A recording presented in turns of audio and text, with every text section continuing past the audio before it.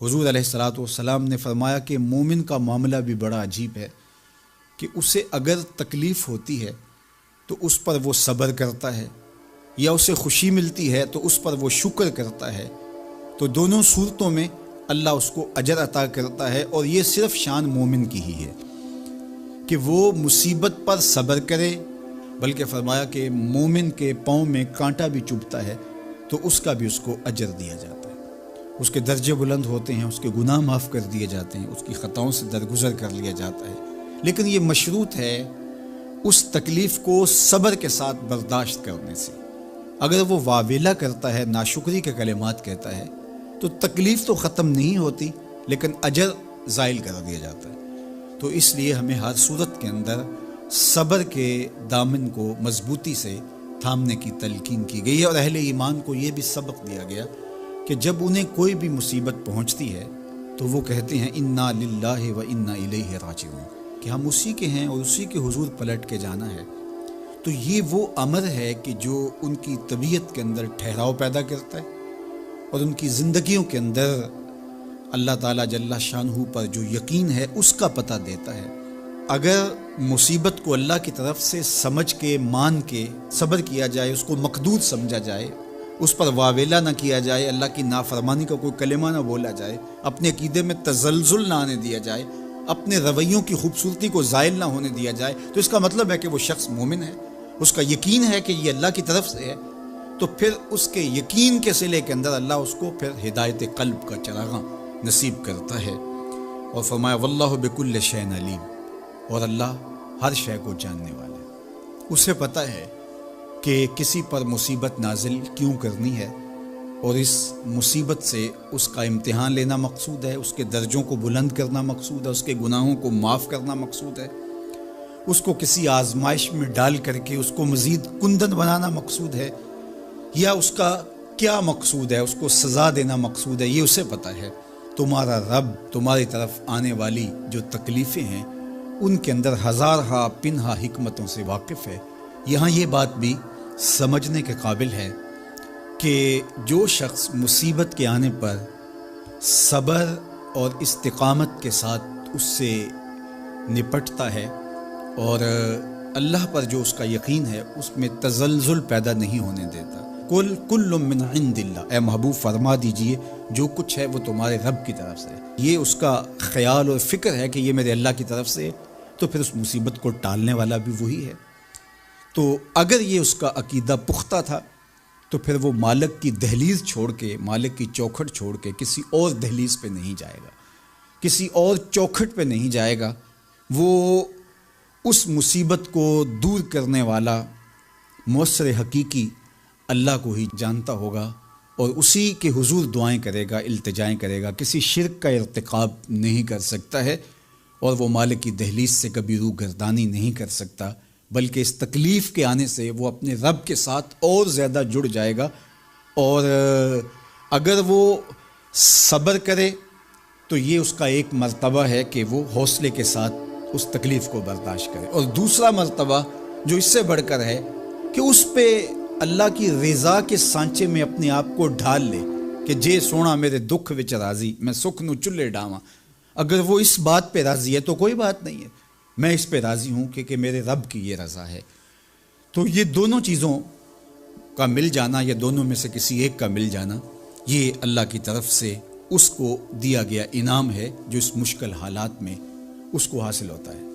اب وہ کس کیفیت میں ہے اللہ تعالیٰ اس کو خوب جانتا ہے، کہ وہ اس پہ صبر کر رہا ہے یا اس کا اندر ڈول رہا ہے، اس کا عقیدہ کمزور تھا اور وہ کمزوری کے باعث جو ہے وہ تزلزل کا، تذبذب کا شکار ہو گئے، تو یہ تمہارا رب خوب جانتا ہے۔ تو تمہارے سینے کے اندر چھپی ہوئی کیفیت تمہارے رب کے علم میں ہے۔ بنی اسرائیل میں ایک شخص تھا، اس کا نام کفل تھا، اور بہت بڑا بدکار تھا۔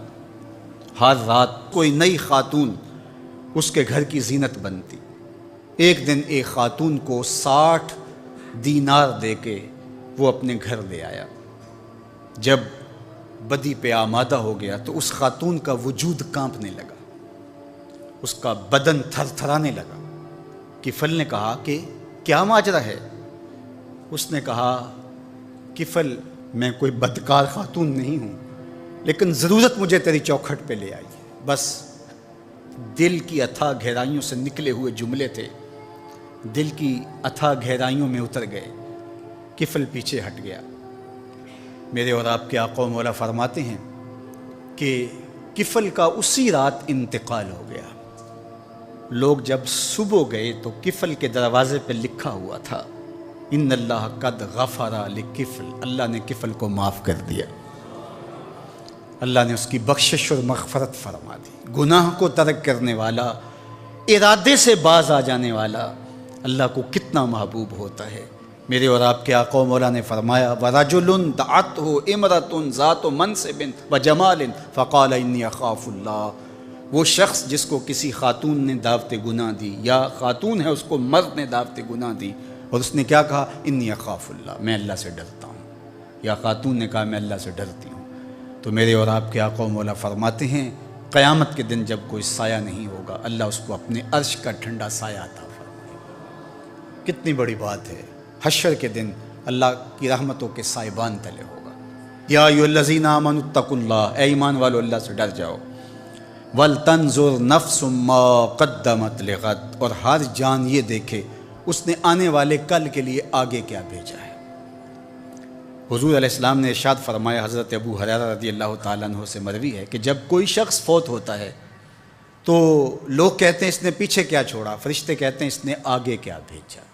لوگ تو حساب کرتے ہیں نا، کتنی فیکٹریاں چھوڑی، کتنا بینک بیلنس، کتنی جائیداد، کتنے مربع، کتنی زمینیں، لیکن فرشتے کہتے ہیں اس نے آگے کیا بھیجا۔ حضرت سیدنا عمر رضی اللہ تعالیٰ عنہ بولے حاسبوا قبل ان تحاسبوا وزنوا قبل ان توزنوا، اپنا حساب کرو اس سے قبل کہ تمہارا حساب کیا جائے، اپنے اعمال خود تول لو، کہیں میزان پہ جا کے پریشانی نہ ہو۔ عمرے سے حج سے جب واپس آتے ہیں تو جب آخری دن ہوتا ہے تو ہر بندہ اپنا سامان تول رہا ہوتا ہے، کیوں میاں ایئرپورٹ پہ پریشانی نہ ہو، حالانکہ اگر 2 3 4 کلو بڑھ بھی گیا تو وہ ویسے بھی گزرنے دیتے ہیں، یا چند ریال دیں گے تو آپ گزر جائیں گے، لیکن اس کے باوجود چند لمحوں کی پریشانی سے بچنے کے لیے بار بار اپنا سامان توڑ رہے ہوتے ہیں کہ وہاں جا کے پریشانی نہ ہو۔